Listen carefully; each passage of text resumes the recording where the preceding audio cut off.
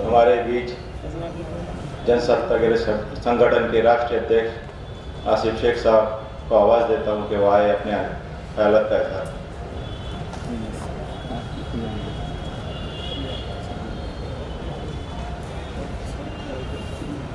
अस्सलाम वालेकुम रहमतुल्लाहि व बरकातुहू। मुझे ऐसा लगा था कि शायद थोड़ा सा वक्त मुझे दिया जाएगा, क्योंकि माशाल्लाह स्टेज पर जो अफरोज़नुमा जो लोग हैं वो यकीनन काबिल तारीफ़ लोग हैं, बड़े बड़े लोग हैं और सूरज के सामने दिए की कोई औकात नहीं होती है। मैं तकरीबन 2 दिन से सोशल मीडिया पर देख रहा था कि वक्त बचाओ कॉन्फ्रेंस का जो प्रचार है, उसकी जो एडवर्टाइजमेंट है वो बड़ी ज़ोर शोर से थी। किसी ज़माने में इसी हॉल के अंदर हमने एक प्रोग्राम लिया था जहाँ पर ये जो लोहे के एंगल दिख रहे हैं इसके ऊपर भी लोग बैठे हुए थे। लेकिन आज अफसोस की बात है कि मुसलमान इतना बेदार नहीं हुआ कि वो इसकी सीढ़ियों को भर सके। जबकि अगर मसला कोई दरगाह, कोई मस्जिद, कोई बहुत बड़ा हमें ऐसा लगता है कि ये इस्लामी मुद्दा है, उसका रहा तो हज़ारों की तादाद में बल्कि लाखों की तादाद में अकोला का मुसलमान रोड पर आता है। लेकिन अफसोस की बात है, बहरहाल जो जिंदा है वो नज़र आ रहे हैं। लेकिन मेरे दोस्तों, इसको समझने की बड़ी ज़रूरत है कि ये जो मुद्दा है ये वक्फ अमेंडमेंट बिल का है। ये किसी एक मस्जिद नहीं, किसी एक दरगाह नहीं, किसी एक खानका नहीं, किसी एक कब्रस्तान नहीं, मुल्क भर में जितनी दरगाहें हैं, जितनी मसाजिद है, जितने खानकाएं हैं, जितने कब्रस्तान हैं, ये सारों का मुद्दा है। आप सोचिए कि इस मुद्दे को संगीनगी से साथ में लेकर कितने रोडों पर आना ज़रूरी है। यकीनन आज मुसलमान बेदार नहीं है, लेकिन उम्मीद है कि अकोला का मुसलमान जो है वो एक विदर्भ का आइडियली मुसलमान है। यकीनन यहाँ के लोग बहुत बेदार होते हैं और धीरे धीरे ये बेदारी ज़रूर आएगी। मैं वेलफेयर पार्टी के जिम्मेदारान से गुजारिश करूँगा कि वो इस प्रोग्राम से किसी भी किस्म की एहसास कमतरी के शिकार ना हो, क्योंकि ये प्रोग्राम अगर रोड पर होता तो यकीनन हज़ारों की तादाद वेलफेयर पार्टी के साथ भी होती। क्योंकि वजह यह है कि मुसलमानों को एक जगह बैठना नहीं आता है महमूद भाई, ये एक सबसे आम चीज़ है। हमारे अंदर हल्लर गुल्लर करने की वाकई में आदत है, लेकिन कॉन्फ्रेंस को समझो कि कॉन्फ्रेंस क्या होती है। कॉन्फ्रेंस का मतलब ये होता है कि यहाँ से जब हम उठेंगे तो कुछ सीख कर उठे, कुछ लेकर उठे। जितने हाथ यहाँ पर है, हर हाथ में मोबाइल है और जितने हाथों में मोबाइल है वो उनकी अपनी एक ताकत है। आप खुद अपना वीडियो बना सकते हैं, इंस्टाग्राम पर डाल सकते हैं, ट्विटर पर डाल सकते हैं। एक चीज़ को समझने की ज़रूरत है कि जितना बड़ा मुद्दा होगा उतने बड़े मुद्दे से इस मुद्दे को दबाया जाएगा। हाल फिलहाल में हमने देखा है कि कुछ दिन पहले बहुत बड़ा इशू मुल्क हिंदुस्तान में, मुल्क भारत में हुआ है।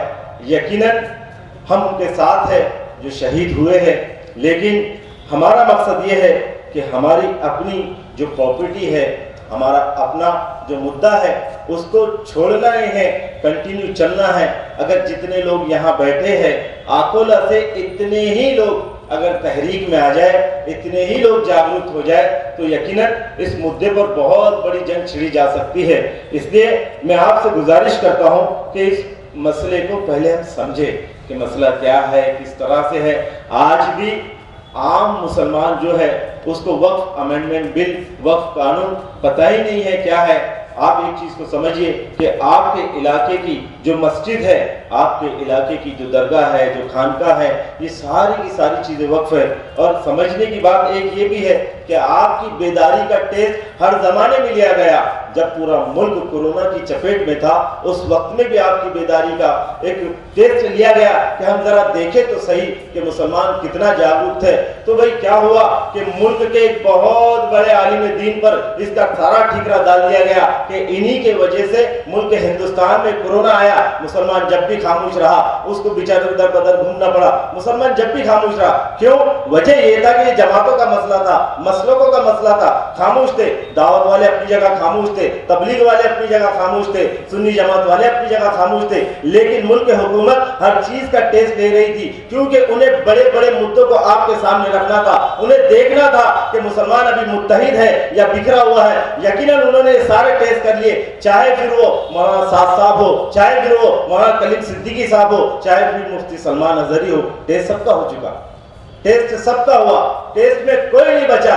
जब ये सारे टेस्ट आपके लिए गए, आप खामोश रहे, तब जाके ये बिल को आपके ऊपर लादा गया कि अब मुसलमानों के ऊपर इस बिल को लादा जाए, क्योंकि मुसलमान बेहिस है, मुसलमान सुस्त है, ये रोडों पे आने वाला नहीं है। लेकिन नहीं, ऐसा कभी नहीं होगा।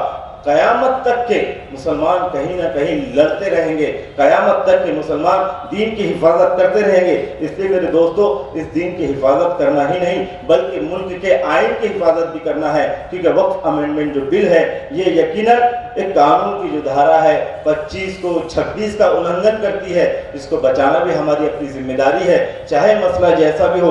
रोड पर आना, रोड पर आकर लड़ना, इसमें हमारी जिम्मेदारी है। हम इसमें एक तायद करें कि कौन कौन है जो जब भी मुल्क के जिम्मेदारान हमें आवाज देंगे हम उसके लिए तैयार रहेंगे। भाई मैं तो तैयार हूँ, आप भी हाथ उठाकर बताइए कौन कौन तैयार है। जितने लोग यहाँ बैठे हैं, अगर इन्होंने ही इसका अज़्म उठा लिया, 30 अप्रैल को मुस्लिम पर्सनल लॉ बोर्ड ने आज एक गाइडलाइन जारी किया है, क्योंकि ये जो स्टेज के जो प्रोग्राम हो रहे हैं, चाहे इसे WPI ले, चाहे कोई और तंजीमें ले, चाहे कोई स्टेज से कोई फर्द इसे ले, लेकिन सारा का सारी जो जड़ है वो अभी मुस्लिम पर्सनल लॉ बोर्ड है, जो मुसलमानों की बहुत बड़ी तंजीम है। हर चीज़ की गाइडलाइन वो कर रहे हैं। 30 अप्रैल को एक गाइडलाइन उनकी आई है कि 30 अप्रैल को आपको आपके घर के अंदर, आपको आपके घर के अंदर 9 बजे से लेकर 9:15 बजे तक के, भाई कितने टाइम तक के, 9 से 9:15 बजे तक के आपको आपके घर के लाइट को बुझा देना है, अंधेरा कर देना है। ये एक एहतिजाज का तरीका है। कौन कौन करेगा भाई इसको? मैं तो करूंगा इंशाल्लाह। भाई करेंगे ना सबके सब अंधेरा? हम 15 मिनट वाले महमूद भाई, वहाँ भी बड़ों ने 15 मिनट का ही टाइम दिया कि 15 मिनट आपके घरों में आपको अंधेरा कर देना है। चाहे आप आपकी स्कूल में रहो, रात में भी काम चलते हैं, आप आपके ऑफिस में रहो, पंखे चालू रखो, AC चालू रखो, सब चालू रखो, लेकिन अंधेरा रखो, लाइट बंद करो। इसकी फिक्र खुद भी करना है और लोगों तक के इसकी बात को भी पहुंचाना है। मैं ये मान के चलता हूँ कि यहाँ जितने लोग बैठे हैं वो यकीनन आपको लड़के हर इलाके के रहवासी होंगे। सबको चाय पानी की आदत सबको होगी, चौराहों पर जाने की आदत सबको होगी, लोग रास्ते में बैठने की आदत सबको होगी। इसलिए हमारी बातों में एक तस्करा जरूर है कि भाई अभी हमारे अमेंडमेंट एक्ट का, कानून का हमको एक गाइडलाइन आई है कि 25 अप्रैल को हमको रात 9 बजे से 9:15 बजे तक के घर के अंदर अंधेरा करना है, हमको फैक्ट्री के अंदर अंधेरा करना है। इसकी बात चलानी है, चलाएंगे भाई सबके सब, इसकी बात पक्की पक्की चलाएंगे। एक और खास चीज, मुझे ऐसा लगता है कि ये सारा का सारा मजमा नमाज पढ़ने वाला मजमा है कि नहीं है? है ना भाई, सब पढ़ते हैं। लेकिन मुसलमान नमाज से दूर रही तो हो ही नहीं सकता है।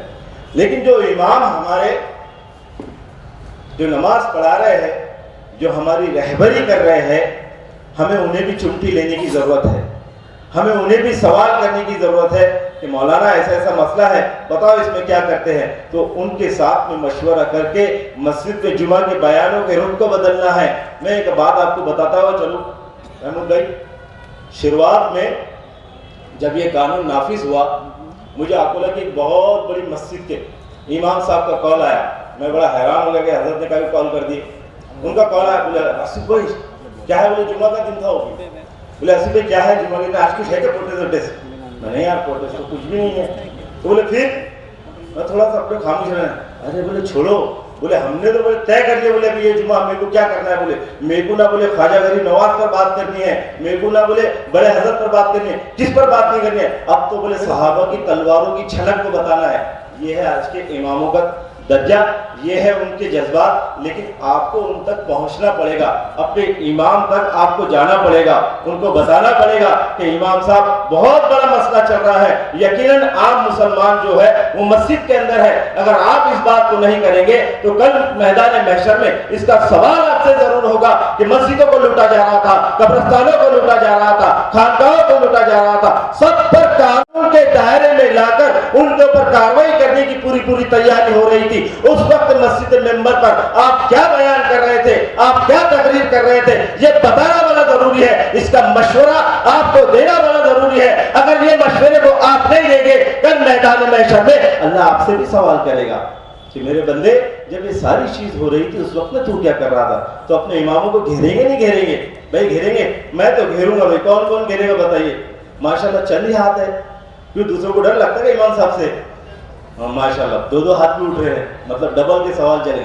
घेरो, अपनी मस्जिद के इमामों को घेरो, बहुत जरूरी है ये इमामों को घेरना, उनसे बातचीत करना। करेंगे ना भाई सबके सब?